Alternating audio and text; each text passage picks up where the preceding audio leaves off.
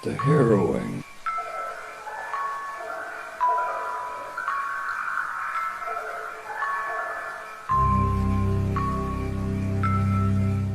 Noong panahon ng digmaan ng ikalawang pandaigdig, ang mga Aleman ay nagtayo ng isang malawakang proyekto sa Poland na kilala bilang Riza.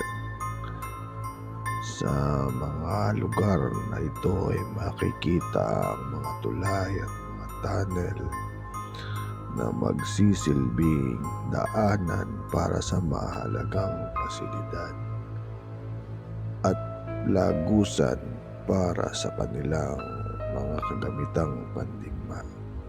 Nang matapos ang kalawang digmaang pandaigdig, hindi nakaligtas sa mga kwento ng mga multo at kababalaghan ng Project Riza ng mga Aleman. May mga saksi at nagulat na mga pagpapakita ng mga anino at kakaibang pangyayari sa loob ng mga tunnel nito.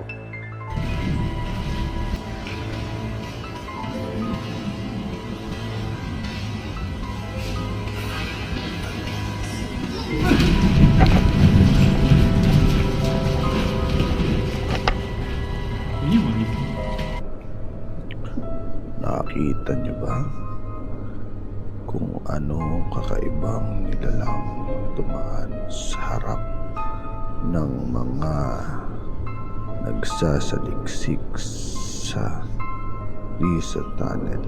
Marahil ito ay isang hayop o kaya naman ay tao na naninirahan sa ganong kadilim na lungga. Nasa sa inyo kung ano ang inyong iisipin. Kayo na ang humusga.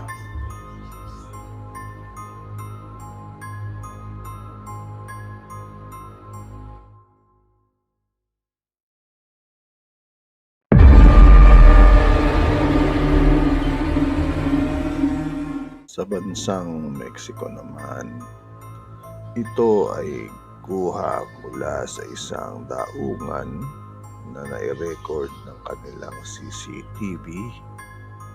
Wari isang mapaglarong imahe.